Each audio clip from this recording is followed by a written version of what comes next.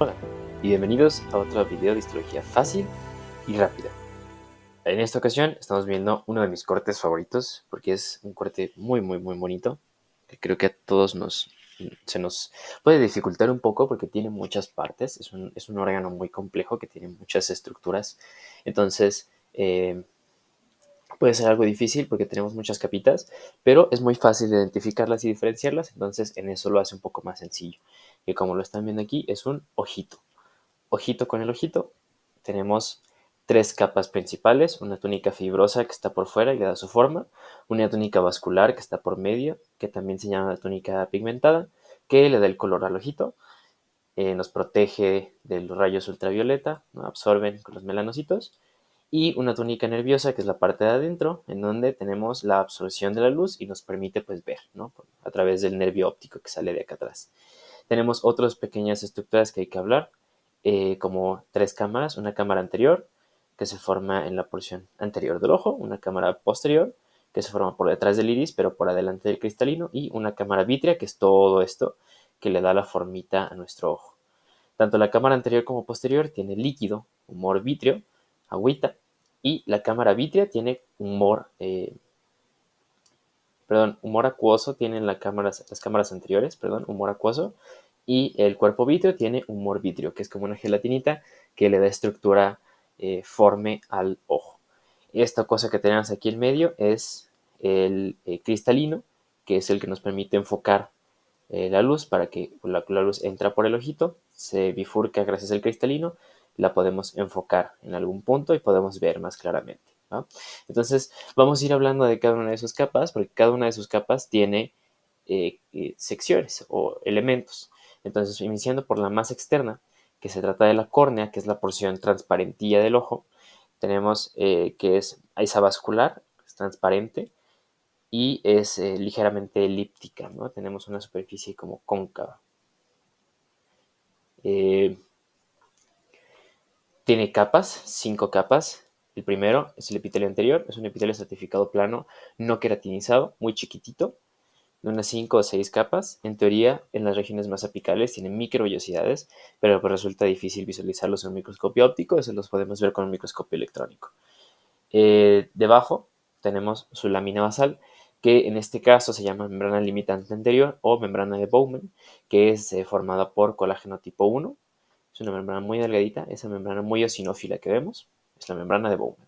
Debajo tenemos el estroma corneal, que son varias capas de colágeno, tanto 1, 5, 6, fibroblastos muy delgaditos, ¿va? Algunas capas elásticas, y este tejido técnicamente es un tejido conectivo denso, modelado o regular. O sea, todas las capas, todas las células están organizadas en una sola forma y eso le da la característica de ser transparente. Por debajo tendremos otra lámina basal que en este caso se llama membrana limitante interna o limitante posterior o membrana de Descemet, que también son membranas de colágeno que funcionan como membrana basal o lámina basal de la siguiente capa, que la última capa, que es el epitelio posterior o endotelio corneal, que es un epitelio simple plano eh, que reviste el interior de la córnea, ¿va? Entonces, esta es la porción anterior del ojito de la túnica fibrosa. Si nos vamos hacia los lados, tenemos la otra parte, lo blanquito del ojo, del ojito, que es la esclera o esclerótica. Es una continuación de la misma córnea y al ser y parte de la córnea, pues se divide en tres capas también. Tenemos una epiesclerótica, que es la parte más externa, que está formada por un tejido conectivo laxo, en el que podemos encontrar vasos sanguíneos y grasita. Aquí es donde vamos a encontrar la grasa periorbitaria que fija al ojito con las estructuras contiguas. Debajo tenemos lo que sería el estroma, que se llama cápsula de Tenon, es sustancia con fibras de colágeno 1 y 3, igual avascular, es un tejido conectivo denso, irregular, o sea, es muy similar al estroma corneal, pero este es irregular, es no modelado, entonces por eso se ve blanco, mientras que la otra se ve transparente. Y al final tenemos una capita muy delgada de colágeno, algunos melanocitos y algunos macrófagos, un tejido conectivo más laxo, que se llama membrana lámina fusca o lámina supracoroidea. ¿Okay? que están todo alrededor del ojito. Esto rodea todo el ojo con excepción de la porción de donde nace el nervio óptico, que en esta parte, si se fijan, aquí no hay esta sección, ¿no? Tenemos aquí esclera, pero en la parte donde está el nervio óptico no se ve, ¿ok? Ahora, entre la esclera y la córnea tenemos esta pequeña zona de transición que se llama limbo. Limbo esclerocorneal, así como en el infierno. En la zona entre el cielo y el infierno es el limbo, ¿no? El limbo esclerocorneal. Tenemos esclera y tenemos córnea. Tiene tejido conectivo denso, irregular. Aquí está muy vascularizada. De aquí se forman células madre que van a formar a las células de la córnea, ¿va? Y algo muy importante es que en el ángulo iridocorneal, o sea, entre la córnea y el iris, tenemos unos capilares o unas zonas eh, o canales revestidos por un endotelio, o sea, un epitelio siempre plano, que se llaman acueductos de Fontana, que drenan hacia un solo canal que se llama canal de Schlemm, a través del cual se drena el humor acuoso, o sea, esta agüita que está dentro del ojo se absorbe por aquí y regresa a la circulación hacia los plexos venosos del ojo, ¿va? Okay, entonces esa es la túnica fibrosa. Ahora la siguiente túnica, la túnica vascular, que es la siguiente capa, es muy delgadita, es la parte de en medio. Iniciamos por la parte posterior o el resto del ojito, por este tejido conectivo laxo que se llama coroides, que es todo esto de aquí. Se caracteriza porque está llena de melanocitos, entonces es fácil de ubicarlo. En teoría tendríamos tres partes. Un estrato vascular, que es la parte de arriba, es lo que está en contacto con la esclera, en donde tenemos vasos sanguíneos muy grandes. ¿Okay? Tejido conectivo laxo, muchos melanocitos dispersos. Por debajo, un estrato coriocapilar, que ahora son muchos capilares fenestrados, muy chiquititos. Toda esta zona en donde ya no hay tantos melanocitos es el estrato coriocapilar. Y finalmente, como parte de la coroides, una pequeña membranita de colágeno, que es esta pequeña laminita muy eosinófila que tenemos aquí, que se llama membrana de Bruch, que es una lámina basal de la siguiente capa, de la capa nerviosa, o sea, de la retina. Esta une a la retina con la coroides, ¿no? Y esta lámina es la que se puede desprender y causa el desprendimiento de la retina en los pacientes, ¿va? Entonces, esto es en las porciones anteriores.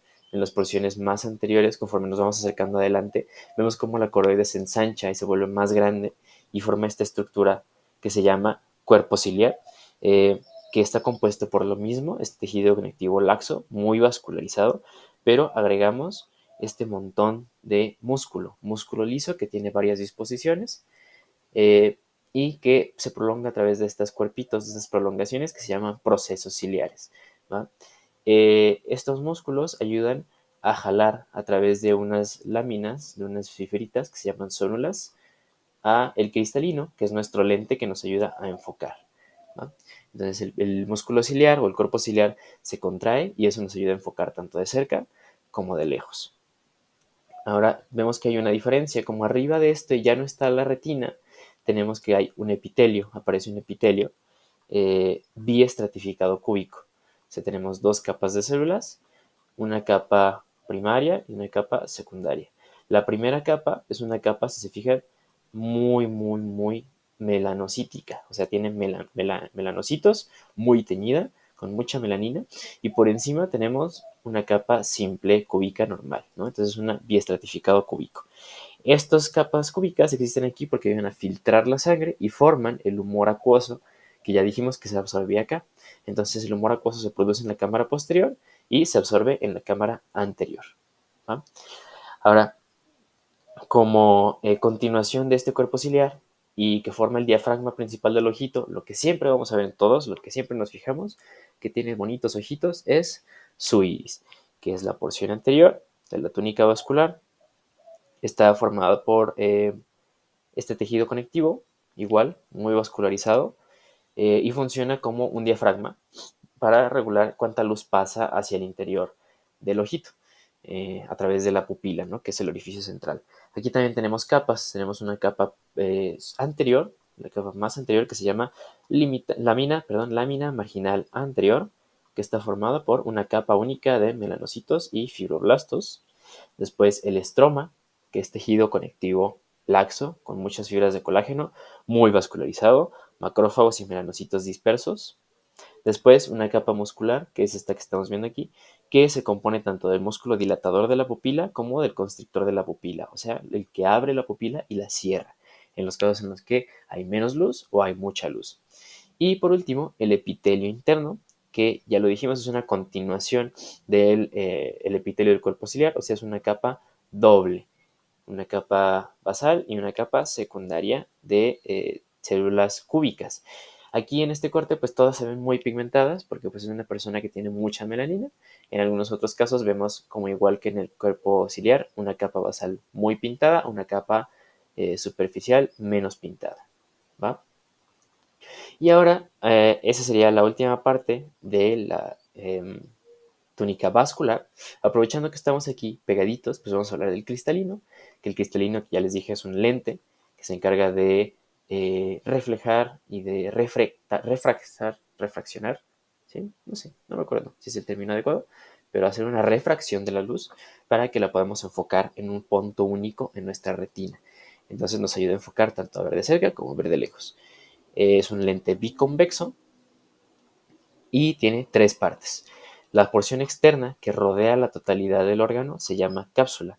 Es una estructura formada por colágeno tipo 4 y muchas glicoproteínas. Es una estructura relativamente gruesa, es como una lámina basal muy gruesa que la rodea por completo, tanto en la porción anterior como en la posterior. ¿Ok? Eso es lo que estamos viendo aquí. Esta es la porción anterior y acá la porción posterior con su lámina o su cápsula, ¿verdad?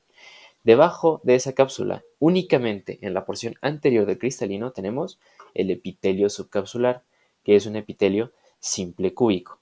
¿Ok? Ese epitelio simple cúbico es el que va a formar al resto del cristalino. Va creciendo y van aumentando de tamaño esas células hasta formar la siguiente capa, que es la capa de fibras del cristalino, que es todo el interior de nuestro cristalino. En este corte, pues desafortunadamente se están perdiendo estas fibras, entonces no se alcanza a ver toda la estructura, pero nos ayuda para ver más o menos la estructura de estas fibritas, ¿no? Es un tejido muy denso, muy compacto, formado por estas células del epitelio subcapsular que crecen, se llenan de, de- de proteínas, se vuelven muy grandes y se ven más transparentes. Y eso va empujando a todas las células más viejitas hacia el centro del cristalino, donde eventualmente si se empiezan a formar mal, dejan de ser transparentes y empezamos a ver cataratas. ¿Ok? Va.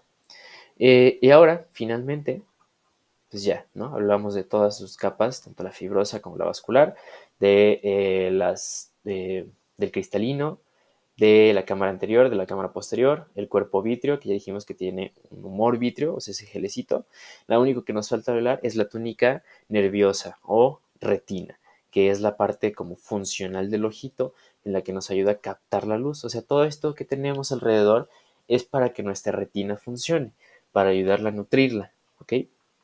Entonces, eh, inicia esta retina, si se fijan, inicia desde el cuerpo ciliar, desde el final del cuerpo ciliar, más o menos por aquí, inicia la retina y cubre toda la cámara más interna del ojito, solo con excepción de la porción en donde se encuentra el nervio óptico, en donde aquí no encontramos retina como tal. Entonces, esto es un punto ciego natural en el ojito. Todo lo demás puede ver.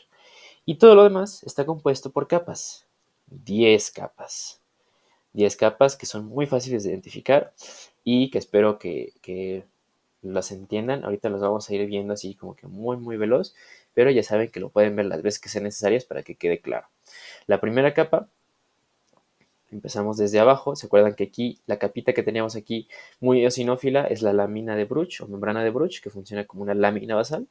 La siguiente capa es una capa, ahora capa 1 de la retina, ahora sí es el epitelio pigmentario, que es una capa única de simple cúbica, perdón, de células de melanocitos que forman esta capa muy oscura que ayuda a la absorción de la luz del exceso de luz para que esta luz que entra al ojo no nos lastime a nuestras células fotorreceptoras, que es la capa número 2. Esta capita chiquitita en la que vemos estas como vellosidades, como estructuras alargaditas, ¿no?